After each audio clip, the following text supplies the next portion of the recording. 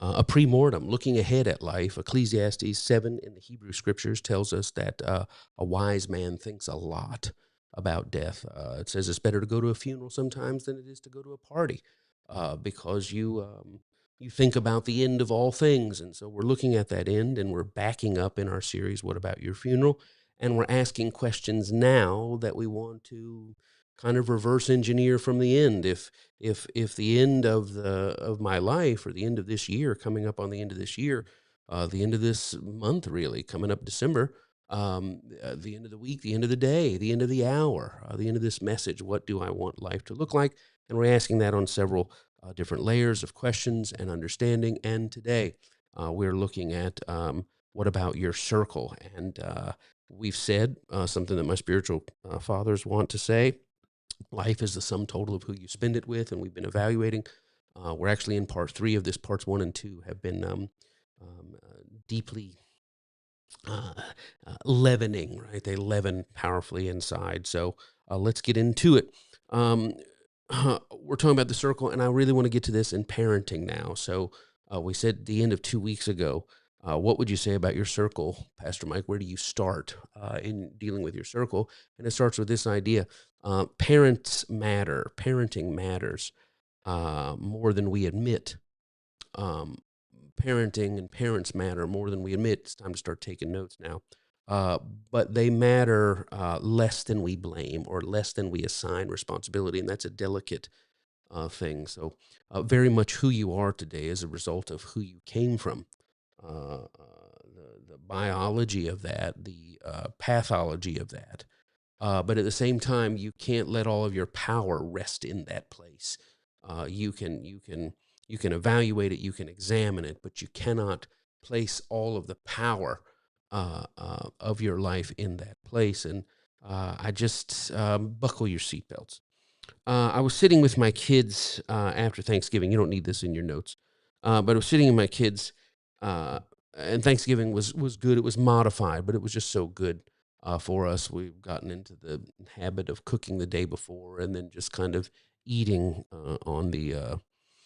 on the actual day, and so that was nice. But the kids, everybody has a dish. Mikey does the green bean casserole and the pumpkin pie, and Olivia made a great apple crumble. Connie does these cheesy potatoes, and normally I do a lot of the meats and stuff. This year I just did the cranberry relish, which was like from the gods, the nectar of the gods. It was just so good. But afterwards, we were sitting around, and quite unprompted, the kids, I think it was Mikey that started it off. He said, "Look, I just want to let you know how thankful I am for you guys." And I was like, "Oh, that's so sweet." And then it kind of got into, I don't know if you ever seen Bridesmaids, how they do the competing toast. I'm her best friend. Well, I also, and each time Mikey would finish them, he says, "So that's it. I just want to let you guys know." Olivia would say, "Yeah, let me add on to that," and then she would finish, and Mikey would say, "Oh yeah, and another thing you all do," and I think they got into Spanish or whatever they were getting there. But they expressed their gratitude to Connie and to Connie and me, for Connie and me, I guess. And again, you don't need these in your notes, but it was everything. It ran the gamut of, thank you for helping me get through school. They both graduated, and what you guys did to help that final push. And Olivia's like, "Yeah, I look back, and man, you guys were always there." And Mikey said, "Yeah, just getting through that last semester and getting all those projects done." um, Relationships, talking us through, relationship dynamics and young love and heartbreak and all that stuff, and launching their businesses. Both of them have businesses that are going, and interacting with various personalities in business. Okay, when somebody's this type of communicator or that type of communicator, Connie and I constantly letting our hindsight become their foresight, and dealing with negotiations and everything. And then they started talking about us championing and cheerleading them, talking them, as I said, through love and heartbreak, seeing them, seeing their giftings, identifying, majoring on, celebrating and acknowledging those giftings, genuine excitement over their successes, genuine excitement over their victories. And it's just something, as a parent, that, man, when they get it, it's just something comes over me, and it's just, yes, I'm just so excited about that goodness. And then they talked about listening, and then as in when somebody, "Yeah, and also that you guys listen to us and you hear us out." And then somebody said, "Yeah, and that you give us a chance to express, and that you give patient advice." And then it got into like weird things about daily life, and Thanks for just spending time with us and playing games with us and watching television. We're in a fantasy football league, and we're doing all that, and that's that's happiness and heartbreak, minute to minute there. And for just working together as a family, and it got down to, and I said, look, if this is going to end with, thank you for feeding me as a child, we can just stop right there. Why? Because and you can have this in your notes now. I couldn't hear anything they mentioned outside of the context of what I would call reasonable service. And boy, that got me to thinking that somewhere between thanks for nursing me when I was a baby and thank you for helping me write that email to that person who hadn't paid me, and I needed to get my money from them because I had done work for that company, but I didn't want to undermine the future relationship. Somewhere between giving me baby food and helping me create my contract that I did so that it had enough legalese in it that I was protected. They were hearing that as something phenomenal. They were experiencing that as something above the norm. But literally everything they were saying struck me as, well, what else would a parent do? Oh man, we're going to get into something today. They were thanking us for things that felt like the minimum level of parenting. And as they talked, I tried to imagine here anything we might do for them that would qualify as exceptional or above and beyond. And when they said, well, you really helped me, Dad, you really helped me think through my capstone project. And I said, well, yeah, yeah. But I mean, I came back and I changed and you helped me work through my major, Olivia said, and we got that. And Mikey said, yeah, and just finishing out with my dual enrollment and getting my photography business. I said, oh, yeah, yeah. And I kept thinking they were thanking me for stuff that's like, by the way, thank you for, having us in a place that's not a toxic dump site, or thank you for allowing us to eat the food that you purchase with your money in your kitchen. And I'm like, why? What is it about being a parent that you don't think that everything you've said there in this long list of gratitude, this competing list, like I said, that got into Spanish, consuelo y tacos y con leche. I mean, that's that they were going. They were trying to outthank each other, and not one thing they said was anything more than the bare minimum that was in our heart to do. A lot of it came across as not even thankworthy. It was nice to be acknowledged, but I told them that I heard everything they were saying as though it was, Mom, thanks for nursing me, or Dad, thanks for not leaving me at the hospital when I was born. What would you ever think I would leave you at the hospital when you were born? Why would you ever think I wouldn't help you on your capstone? What did you ever think I would? What about being a parent wouldn't make you think that I would want you to talk through that email or talk through that heartbreak? Everything about me as a parent is dedicated to your flourishing. And it was in this moment a revelation occurred to me. And this is what I'm passing on to you now. Tell everybody you know, get on right now. I'd never said it before, which means you never heard it before. The posture of lovers, right? Connie and I, as lovers, our posture is face to face. That's our love dynamic in our relationship. But we have a partner dynamic, which is side by side. Of course, you know Clive Staples, right? The partner of lovers is face to face. The posture of lovers is face to face. But the posture of friends, the posture of partners is side by side. We are all we see as lovers, but side by side, it's you and I going out to make our way in the world. But the posture of parents is different than lovers, and it's different than friends and partners. The posture of parents looks downward and ahead. That not only Connie and I, as lovers, our energy is facing each other. As partners, our energy is side by side, facing out against the world. But as partners, we're looking down and we're looking ahead, kind of like up over our glasses, down and ahead. And what are we looking for? What are we looking at? We are looking to the survival and thriving of our offspring. That is the essence of parenting, the survival and thriving of our offspring. And it is in that order. It is in that order. Survival first, thriving next. And it seems like there's a difference. Well, yeah, mom nursed us when we were little. Yeah, dad brought us home from the hospital. I mean, yeah, he didn't leave us in the carrier, the car seat out by the car to get eaten by the coyote, right? I mean, well, yes, I did those things for your survival, but somewhere in a kid's mind, it switches over. Yeah, you didn't have, you had to do those things to make sure I survived, but you didn't have to help me talk through establishing my publication, my arts. You didn't have to do.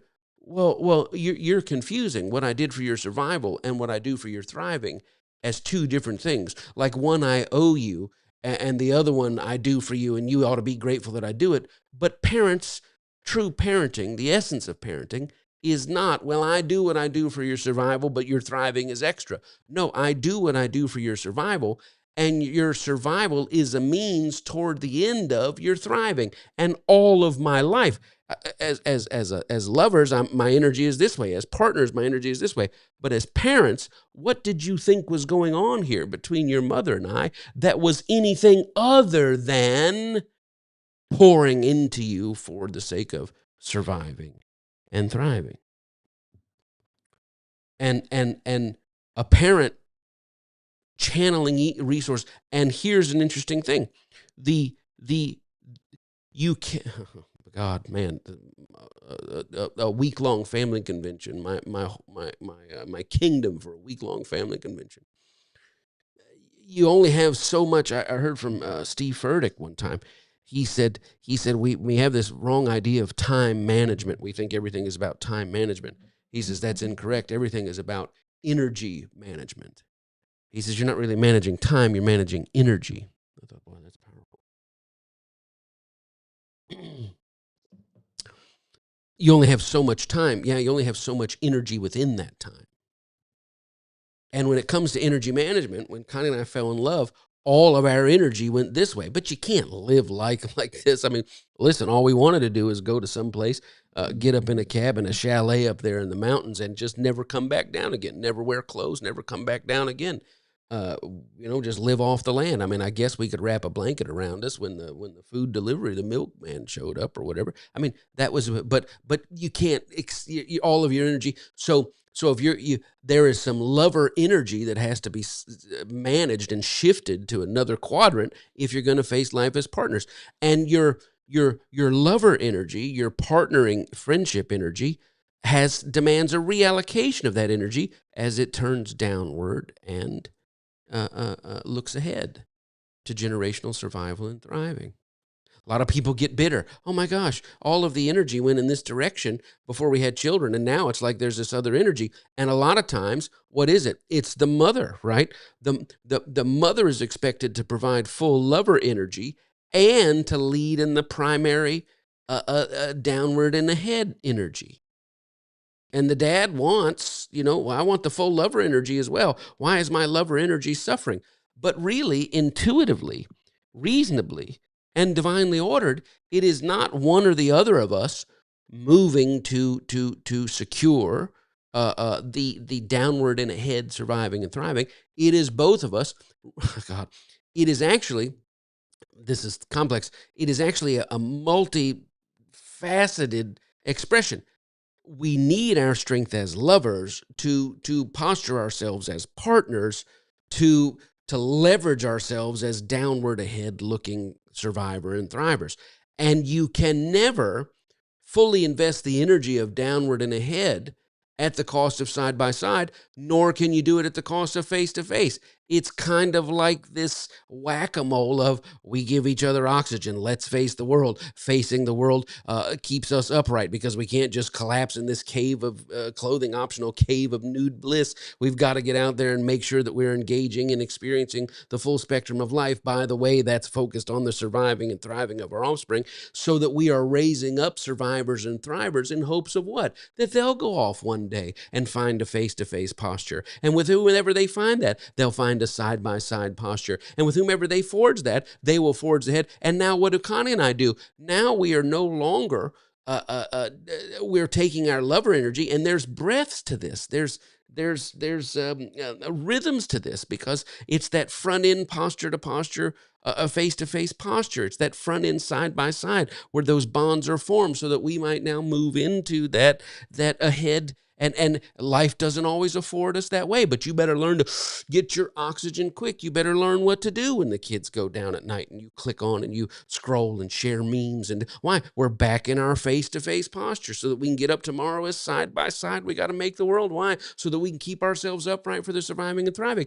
But once Mikey has children, once Olivia has children, guess what Connie and I go into? We're now looking doubly down and doubling ahead. How can we support Olivia and her spouse, and how can we support Mikey and his spouse? How can we support our generations in supporting their generations? And now the grandparents come in again, and they say, "Well, Mom, I appreciate you watching them. I appreciate you coming.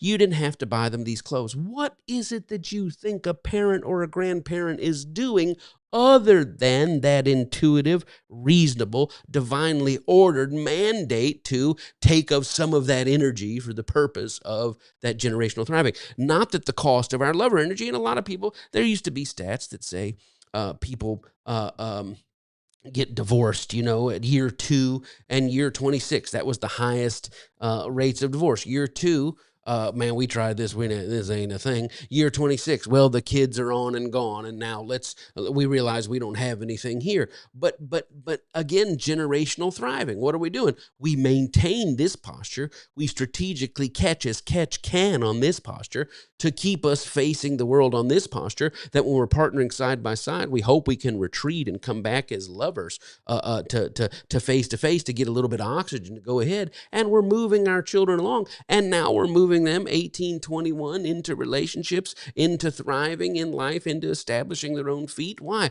So that Connie and I can take a deep lover's inhale before that next generation comes, and we can look down and look ahead again. Are you catching what I'm saying to you in church today? Amen. Somebody said, "That's your revelation." We're just getting going, my friend. I will say this, though. I think about this. Let me talk about moms for a second. This on one dimension, and I'll put this up here. And my stuff's not working too well, so I'll just see. This on one hand, if you don't think that, at least in the metaphorical, this is what mothering is. Somebody say, biologically, it's very much that, right? How can I take a piece of me for the welfare of you, right? For the survival and thrival of you. Uh, so biologically, it is that. There is a complete shift and a complete reallocation of physical resources. That's why birth control is so important within a sexual dynamic, simply because an oopsie cost a woman in a dimension that it doesn't cost a man.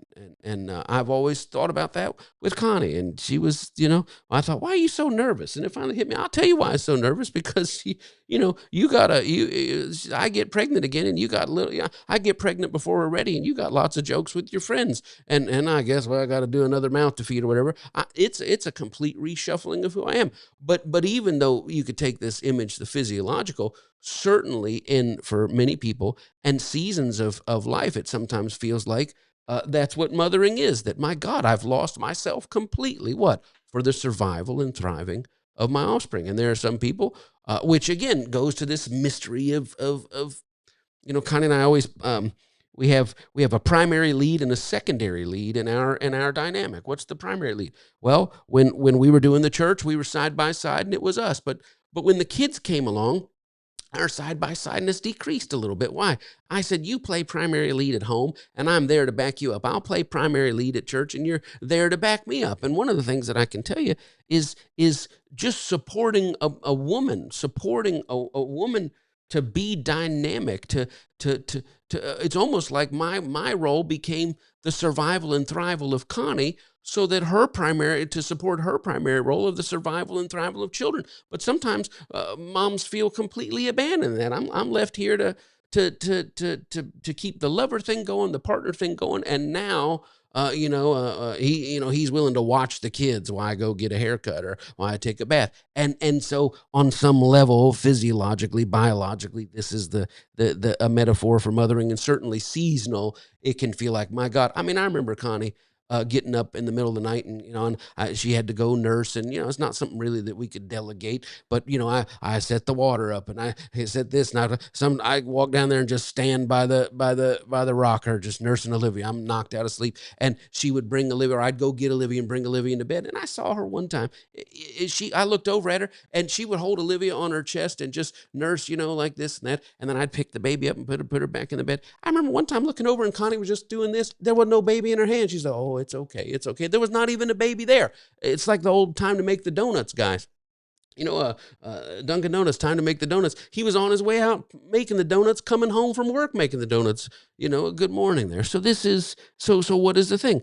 There are certain things. As soon as Connie was with child, that I had to sustain some partnering energy and take it on. There was a decrease in the lover energy taking on because it was a reallocation of energy. How can I support you? Why? Because the healthier and thrivier you are, the healthier and thrivier my offspring will be. Uh, um, I don't know. It means something to me. So let's talk about it. In your notes, thriving is not necessarily fame and fortune. When I talk about my children thriving, it's not necessarily fame and fortune, um, and everything that goes with it. Rose beds and pleasure cruises accepted. Um, Nor does it mean, well, you want your offspring thriving, that they will not encountering difficulty. They will encounter, they will suffer by course, which means just being alive includes suffering by course. I'm not talking about dedicating, well, you're just trying to save them from hardship. Impossible. I'm trying to equip them for the hardship that I can't save them from. When I talk about thriving in your notes quickly, it means welfare. And I mean that in the Old English sense, faring well. 3 John 2, something my spiritual father says, that word, I pray that you would prosper and be in health. It literally means that you would have a good journey, that your journey would go well, again, by course. I think of the Hebrew scriptures. It's reflection on Abraham's life. It says, and Abraham died and was buried in a good old age, and the Lord had blessed him in all things. And I think, boy, yeah, I guess the Lord had blessed him in all things. He lost his wife and remarried, and he had trouble with his children. He was in wars. He had family drama and betrayals and all the, well, yeah, I mean, that was suffering by course. He lived a life, and living a life means there's loss. Living a life means there's dark days. But on the whole, he looked back and said, yeah, man, God has been good. And so when we talk about equipping our children for thriving, we're talking about equipping them for faring well. What does thriving look like? And we're moving quickly. I hope you're still out there. What does thriving look like? Thriving begins with a fulfilled and fulfilling self. I like that. A fulfilled and fulfilling self. Fulfilled is that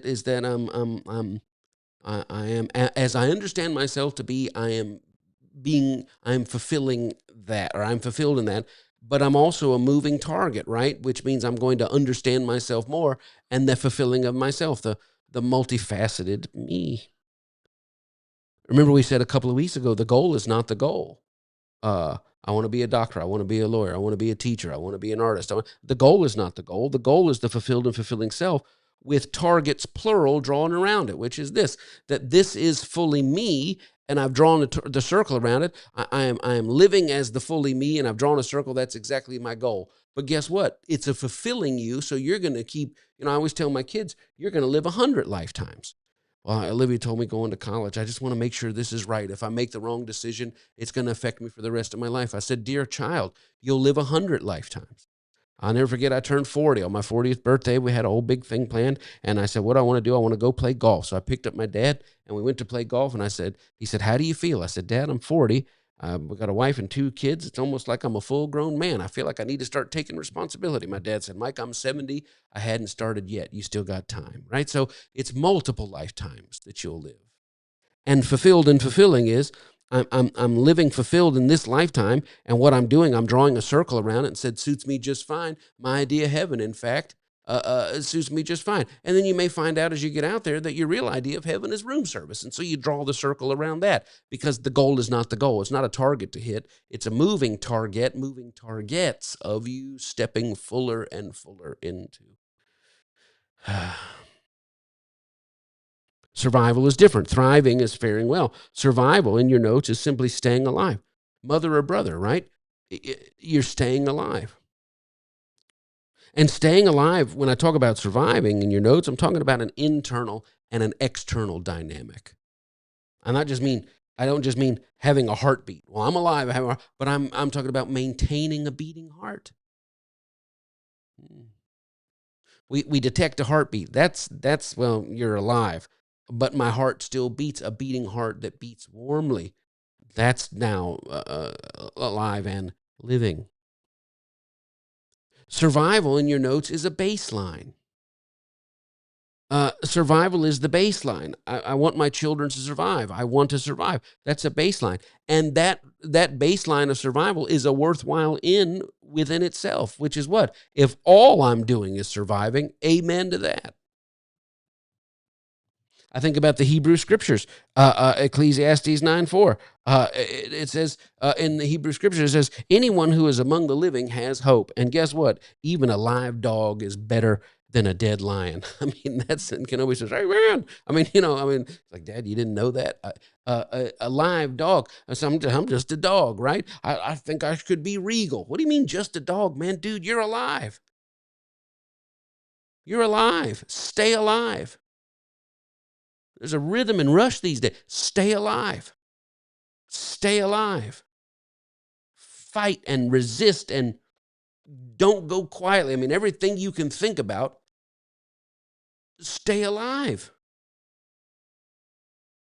Heartbeat for beating heart. So I may not be a lion in this life, but I'm a live dog.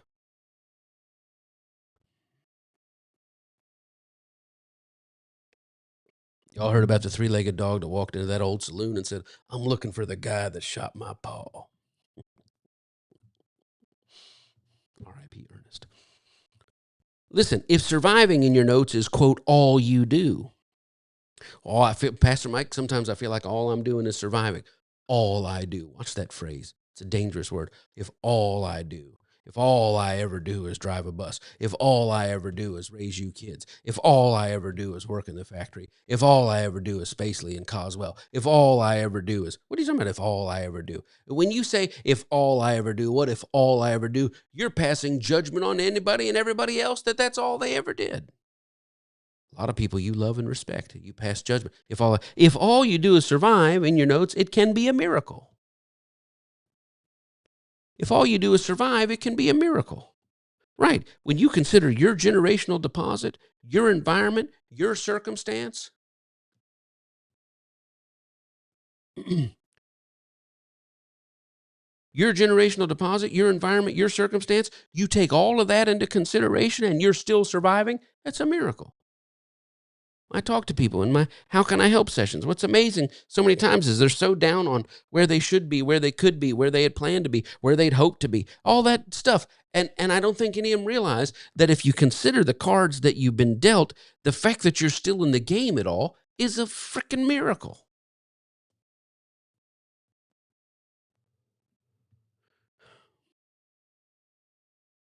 Here's the tip. At its root, in your notes, continued function is an empowered expression of the force of faith. If you just continue to function, it's actually an expression of the force of faith, the faith that made the worlds, the faith that moves mountains. You can express that sometimes by just continuing to function.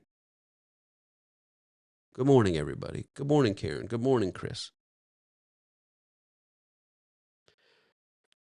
Survival, if that's all you, Pastor, feels like I'm just surviving. I've been there. And guess what? It was a miracle in light of the generational deposit, the environment that I came from, and the circumstance that was going on. I'm actually doing quite well. I mean, if you're grading on a curve of generational deposit, circumstance, and environment, yeah, you're pretty good.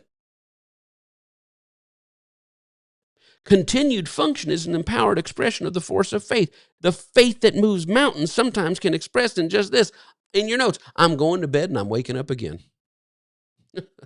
I'm going to keep functioning. Tomorrow I need to make eggs. Tomorrow I need to turn my engine on my car and I need to show up at work. I need to open this door. I need to walk to that front door. I need to beep. I need to swipe in. Somebody says, well, it doesn't seem like feels like I'm surviving. Actually, just by continuing to function, I'm expressing the same powerful force of faith that made the whole cosmos. Going to bed and waking up. Why? Because someone in this world needs me. Someone's survival is tied to my continued and sustained function. In your notes, someone's thriving is tied to my continued and sustained function. Now, you talk about parenting 101. There's a reason that I'm still in the world today. And my reason has a first name. It's Mikey. My reason has a second name. It's Olaivia. I love to see them every day. And if you ask me why, I'll say, I get up and go to work so my kids can survive and thrive. It didn't rhyme, but most great hip hop does it. I go to bed and I wake up because someone in this world needs me, because someone else's survival. I'm surviving because someone's survival and thrival is tied to my continued function. Are you listening to me? Quiet in church. Listen to me. Hope is an act of benevolent defiance. It's actually our ultimate faith, the audacity of hope, right? I have no reason to anticipate change in the future. I'm just going to be doing this on, but I'm going to anticipate it anyway. I'm going to anticipate that the sun, I'm going to bet my bottom dollar. Little darling, it feels like years since the sun, as I'm doing this.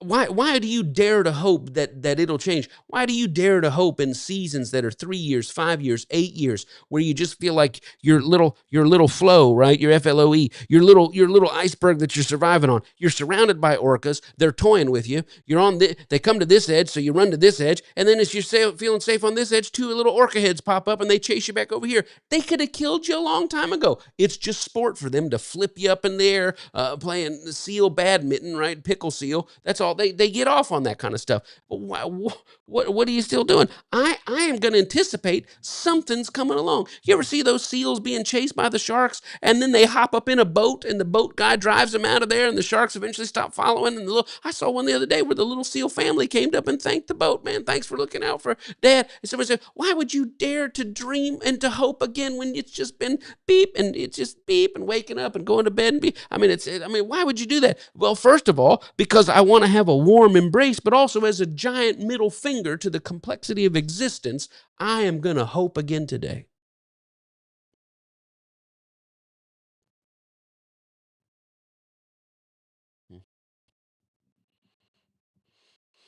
I have no reason to anticipate change, but I'm going to anticipate it anyway. Why? Because I'm going to embrace my survival, and I'm going to give a giant middle finger to everything trying to shrink my little lily pad so small that it tells me that I'm going under. Well, I may be going under, but I'm going to be singing while I blub, blub, blub, blub, blub, blub. Right? You know the old children's tale from the sea. 2 mice fell into a vat of cream. One mouse got freaked out and gave up and drowned. The other mouse kicked and kicked his legs until he turned that cream into butter and climbed on out. Right? That's Connie and I. We are the second mouse. And we tell ourselves, at our lowest survival-only seasons, we tell ourselves, we're going to keep kicking our legs. Many a night we lay down in bed, touching ankles. We used to hold close, and then old menopause showed up. So I can't even get in the proximity sometimes before the heat starts. We've been saving money on power bills in the winter, so that's a thing. Actually, we're running the air in the winter. 2 woozoos and an ice pack and a sleep number bed with an ice sheet going on. But many a times we said, babe, let's just do it again tomorrow. And she'll say, yep, just kick our legs. That's all you can do. Why? Surviving is sometimes all you can do. And it's a blessing. The faith to function in your notes and the hope to anticipate good change turns surviving into its own form of thriving. I like that, Dan. I like that. The faith to function and the hope to anticipate good change turns surviving into its own form of thriving. And listen to me, that faith to function, that hope to anticipate change, listen to me in your notes, it looks and feels a lot like love to the end user.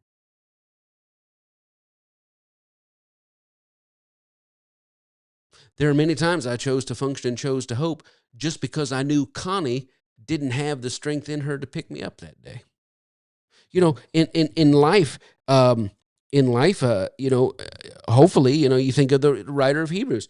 Two are better than one. Why? When one's down, the other can pick him up. When the other's down, the other can pick him up. Connie and I, there have been times where we were both up, and man, we were just flying high. There have been other times where we've had one oxygen tank between us. Well, thank God I got a breath today. I'll hold you. Thank God you got a breath today. I'll hold you. There have been times where we were both down, and our kids. Listen, your kids can be little prophets. Your kids thriving with the good hand of God on their life can infuse energy into you, almost like you're putting it out and it's reverberating back to you. But when you make a decision to function and you make a decision to hope, no one knows you're threadbare. No one knows you're hanging by a piece of dental floss, your entire engine hanging above a pit of alligators and devouring. They don't know that kind of stuff. They just felt love when you said, "Well, how was school? You want to play? Want to play a video game?" Your son's like, "Yeah." You tell your daughter, "Hey, I was thinking about maybe going out for a walk just to hear what's going on with your day." The end user, it felt like love to them. Why? Your faith and your hope together, your faith to function as an expression of survival, your hope to push back against the shrinking, crushing garbage compactor, coming after you and the crew. That was your. But who was benefiting on at the tail end of that? It just felt like love. Man, it sure was nice to talk to you. It sure was nice to hang out to you. What is this? This is now my survival, passing for thrival through faith and hope that feels on the other end like love. Hey, listen to me. There have been many times I fired up this beast right here on this camera and got up and poured into you. And my decision to function, my decision to anticipate change, it felt on the other end. Oh, Pastor, thank you so much for what you put into us today. It felt, I just feel warm. How did you end up feeling warm? Because someone said, I choose to function as an expression of my force of faith, and I choose to hope as an expression of my embrace of this world, and a middle finger to everybody telling me, every voice in my head telling me it's all going to, the calliope's going to crash to the ground. I stand there and I refuse. But on the other side, what does it feel like? Man, sure did feel warm. Thank you for that. Hmm. Amen. You don't need this in your notes. I know this by experience, right? I was just functioning, going through life, and daring to hope in certain season, and Connie, the kids, and the pop, and even the dog. Pop, my dad, even the dog. They somehow felt centered and supported. The faith to function, the hope to anticipate good change. That's what was going on inside me. What it was going on out in the world. Kenobi sure did like that belly rub. Kenobi sure did like that extra walk. What? I feel like the kicking of my legs is not advancing my thrival situation at all. So I'm going to function. I'm going to have faith and hope. And in that, it's going to be enough for you to feel like love. Why go through all this? Why go through the function of faith and survival in your notes? Why go through that? Because I realize that life is a gift all on its own in your notes. Why go through all this? Because you realize that life is a gift all on its own. To be here and to see here, right? That's a gift. To have any circle at all is a gift. To have a dog that wants a belly rub is a gift. To have a cat that just wants to ignore you, a cat's going to feel better making you beg for its attention. Well, that's good. Consider this. We talked about our relationships in concentric circles.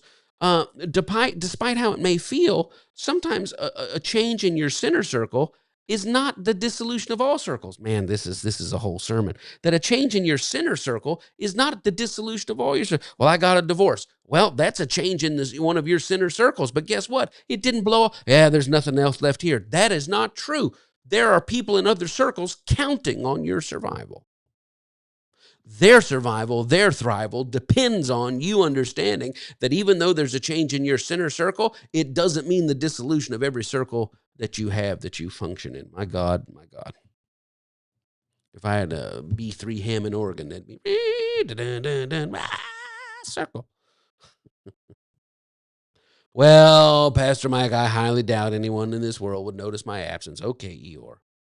Um, First, I don't believe you, but I'm not going to argue with you. All I can say is take honest stock of your life. As a matter of fact, take a survey. Take a survey of the people you know in your inner circle and your rings as you get out there and just say, hey, if I'm still around here, if I choose to survive, would this be a positive thing in your life or not? And ignore that ignorant percent in the margin of error. I don't care what happens to you, blankety blank, no good. Well, we're going to put you in that 4 or 5% margin of error. But it looks like we got like a 98% approval rating. Man, we're beating it right there. Second, if you say, I don't think anybody would ever miss me, my question to you is, how did you ever let that come to be? How did you ever put yourself in a place in this world when so many of the world's people have no one? So many of the world's people have not a single soul to whom their survival and thriving is tethered. They're out there unattached, floating off in the world like a kid's Kmart balloon. And the 1 minute after they walk out the door, just there it goes. How are they out there with nobody? And you're saying nobody would matter if how have you not tethered yourself to someone who your surviving and thriving is connected to their surviving and thriving? I say make yourself indispensable in this world.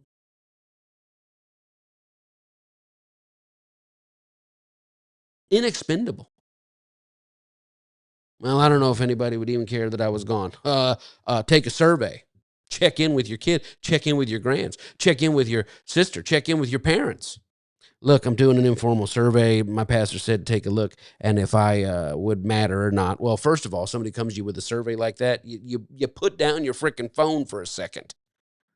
You don't just, yeah, oh, yeah, yeah, totally, dude. Yeah, yeah, absolutely. No, you put down your freaking phone. You say, well, first of all, Satan, I bind you in the name of Jesus. Number two, I bind whatever stupid thing is coming out of your mouth because it's obviously going into your brain. Number three, what in the world would you talk about? My world would be devastated without you in it.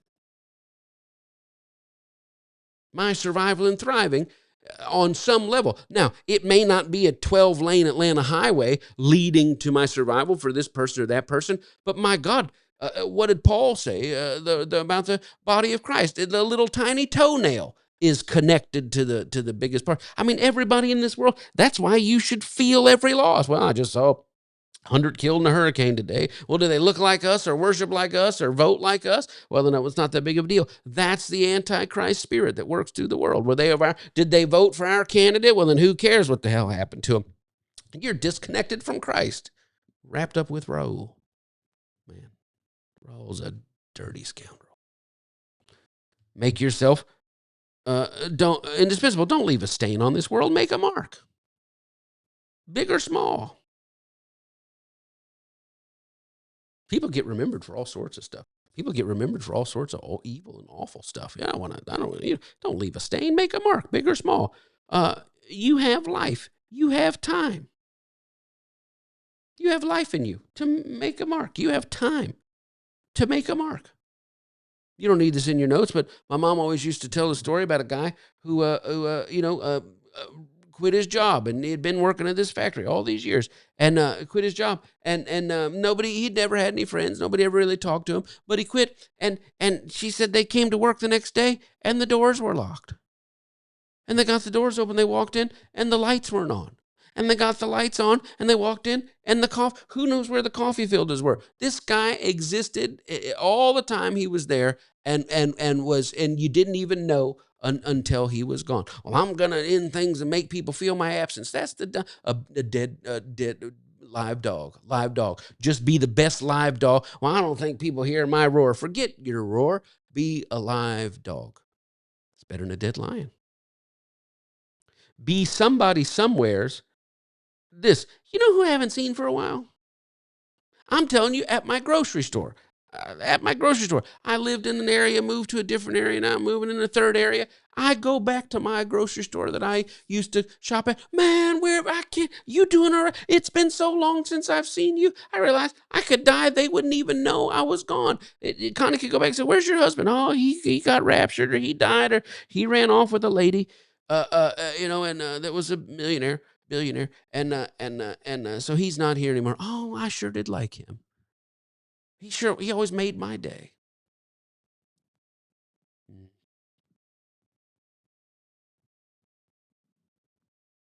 It's like the whole story of the missionary spent 40 years just helping feed and shelter orphans and some place, in the first world, third world, first time around, didn't matter.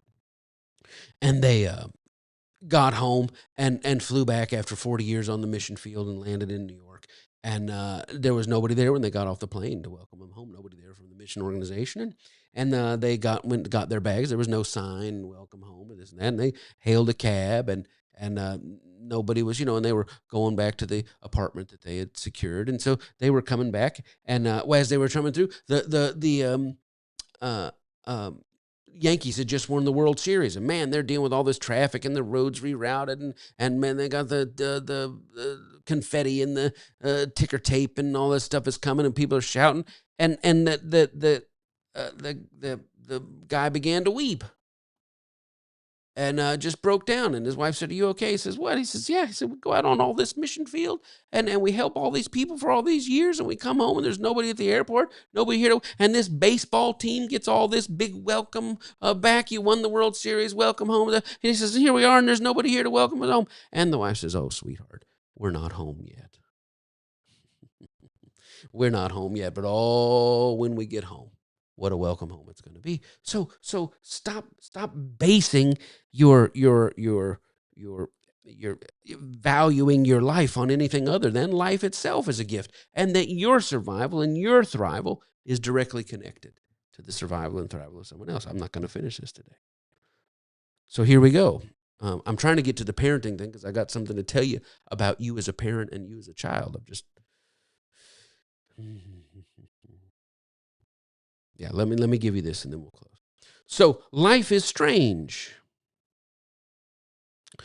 Life is what? It's a strange, seeming unpredictable, often undetectable pattern alternation between surviving and thriving. I love this. I'll say it again. It's in your notes. It's coming to you fast. Life is a strange, seemingly unpredictable, often undetectable pattern alternation between I feel like I'm surviving some days and I'm thriving some days. It goes, my surviving days seem like a lot of surviving, and then I get a little boost of thriving, and then my surviving, well, I feel like I'm thriving for a while. And the problem with we start thriving is immediately we can't enjoy it because we're anticipating, when am I going to go back to surviving? I mean, this is this weird mix. You don't have to have it in your notes, but you remember Frankie Baby, right? You're up high in April and knocked down in May. I mean, you know what that's like, right? I used to have a car. I bought a car a long time ago. God, this is 25, a long time ago. And it was a V12 Dutch drag race, Deutschland dragster, right?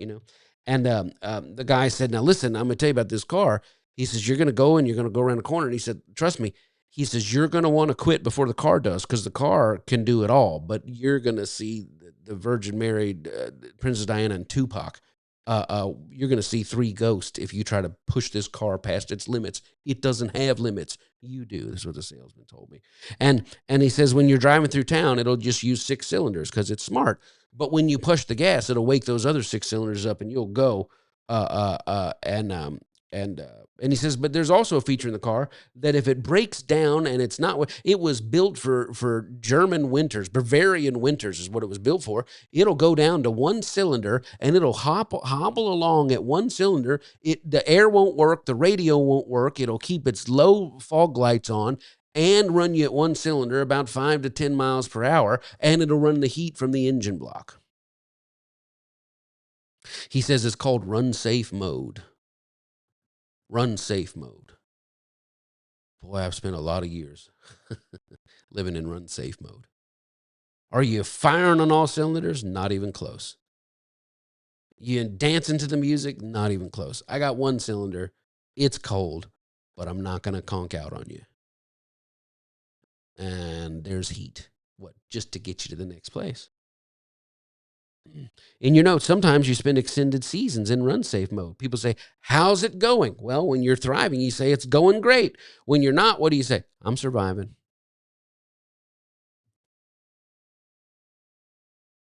One of my friends says, he said, "Oh, it's good to see you." She says, "Well, I'd rather be seen than viewed." Greet one fellow, "Man, how you doing?" He says, "I'm upright." Well, sometimes that's all you have. Sometimes that's all you have is "I'm upright." It's good to see you. Listen, it's going great. I'm surviving. Listen to me. When you're thriving, it's supposed to say, "How you doing?" You say, I'm doing well. When you're surviving, somebody say, how you doing? You say, it is well. Man, Pastor Mike, how's it going? You catch me in a thriving season? Woo, I'm doing well. Man, Pastor Mike, how's it going? You catch me in a surviving season? It is well. What? I'm not going to speak negative no matter what's going on.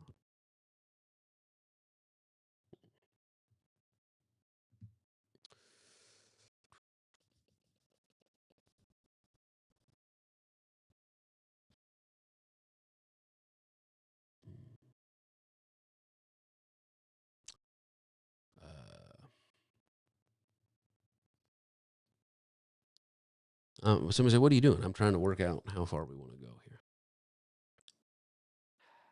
I think I'm gonna not cheat you. I'm gonna not cheat you. I want to talk to you about. So, what does that mean for me? Well, I'll just start with this. What does that mean for me, Pastor Mike? If you're hearing my words, I don't know what type of parents you had, but you survived. Even if all they knew was get you away from them, whatever they did. I don't know if you thrived, but you have survived.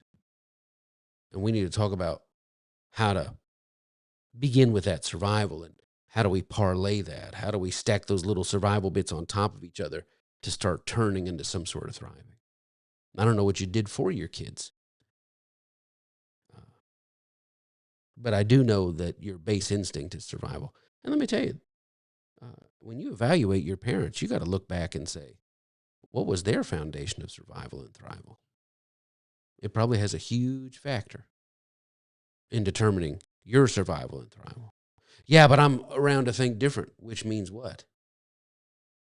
That your parenting mattered more than people often admit, but not as so much that it will stop and prohibit and inhibit your future thriving. But we'll pick up there with that next week. Look, I hope you got something today. I hope you felt fed. I got so much to tell you. I got so much to impart into you. I'm your pastor, or you're not my pastor. I'm a pastor. I'm somebody's pastor. Must be somebody's baby. He's so fine. And I just, it's a joy to fill you. It's a joy to teach people who are not weaponized by false us-them religion what it means to live as a follower of Christ, not the stolen, co-opted. We won't get into that. I thank you for just letting me pour into you. I know you've been stretched. Hopefully you've been encouraged. Hopefully you've had your vista lifted. Hopefully we've been a blessing to you. And I encourage you to be a blessing to us. I'm not interested in anybody else doing anything for us. I'm only interested in you saying, yeah, that blessed me. And I want to be a blessing in return. Oh, don't worry about who's doing what. What are you getting out of it? And what would you like to communicate? Hey, Pastor, thank you for just growing me and developing me in my spiritual life as a human, as a man, a woman, a husband, a father, a child. I thank you for that. Connie and I thank you. You can reach us there, michaelandconnie.com/support. It's got, you can support us by mail, send something in. There's address there that you can give on our website. So all the things there. You can reach us on the apps, the Cash App and the Venmo. People do it that way too. It comes to our little company, and we use that. That's our survival and thrival. And so I thank you for that, that no matter what season you're in, no matter what season we're in, we're going to pour, and that you will also say, hey, that means something to me. But beyond that, our church, what kind of church is this? It's the church that started out. It's the movement that started, that got hijacked and bought out and sold and processed, bought and processed, bought and sold. Lies told and resold, us, them, manufacture, tear off all the Jewish stuff, put some Christian stuff. Let's relocate to our new headquarters and let's turn it, make everybody at war with themselves and at war with the world. And we'll use Jesus' name, image, and likeness. We'll put it on the outside of the building. And it has nothing, I mean nothing to do with Jesus of Nazareth, nothing to do with the person of Christ. What does have to do? You and me seeing others, embodying love, easing suffering, being the not yet in the right now. John the Baptist said, the not yet world is coming. It's right at hand. That's all, we're going to heaven. And who came walking down that dusty road? The promise came walking down, and it was Jesus of Nazareth. And here he is. He is the not yet world and the right now world. And there's a bunch of suffering in this world, but not where he went. There's death, but not where he went. There's poverty, but not where he went. There's dehumanization and disinterest, not where he went. Wherever the not yet went, he brought the not yet into the right now. And now you and I are supposed to be the embodiment of that, the ongoing embodiment of love in human form. That is true religion. That is Christianity. You can take all that other stuff and you can stick it where the sun don't shine. It is nothing. It is the tares. It is the false. It's the reason why we got 150 million Christians in the United States, and there's little kids being trafficked in broad daylight on Figueroa in Los Angeles. Why? Because we thought, oh, John 3:16, he died for us to keep us out of the angry God of the Old Testament, and we won't go to hell because that angry God needs blood, and he just decided to slice something up and put it on because he's into that kind of stuff. Jesus came and taught God's not like that at all, and we hung on to the lie instead of embracing the truth, and we've been wasting all our time trying to get people to sign up for the plan. It's a lie. We're not buying it. We are going forth with the movement. The not yet world living inside you, you with the not yet world living in you, living in the right now. Guess what? The not yet lives in the right now, and we're heading towards that prophesied place. No tears, no sorrow, where they don't even need to get weapons and guns and bombs. Why? Because they figure we're wasting all this money. We could be eliminating poverty and trafficked human. There's so much other stuff we could be. Somebody said that'll never happen. That is the vision of the not yet, and we are the seed of the not yet. That's true religion. All this other crap has taken us 2,000 years off course. We're coming back. Amen. So more than just supporting. Matter of fact, if you only, I could support you, Pastor Mike, and say thank you for that, or I can help somebody in the world. Go help somebody in the world. But you can do both. You can be grateful for what's happening in your spirit and how it's changing you and everything around you. And you can say, hey, I appreciate that. And then you can take all that other money and all those tithes and offerings and all that other kind of stuff, and you say, I'm going out into the world and I'm going to find some suffering. I'm going to make myself indispensable in this world. I'm going to be like Jesus in Acts chapter 10. I'm going to go about doing good and healing all and helping all that are oppressed by the dark systems and powers of this world. That's true religion. That's what we're doing here. And it's just a couple hundred of us now, but oh man, we're on the way. We're on the way. Listen, bless you. I speak peace, health, protection, preservation, soundness, abundance, aboveness, prosperity, favor, and Zoe, the goodness of God on you and yours, light and love and lifting. And just the ministry of angels all this week. The joy of the Lord is your strength. Connie and I release love and comfort. That your survival, I give God praise for it. Your thriving, I give God praise for it. And the work of God in and through you, I give God praise for it. I bless you and I bless God for you. In Jesus' name. Tomorrow morning we wake up here in December 1st. Let's finish strong. It's not about the funeral. It's about the end of this year. Let's start seeing in our circle. God bless you. We'll see you next Sunday. Same bad time, same bad channel. Make it great in Jesus' name.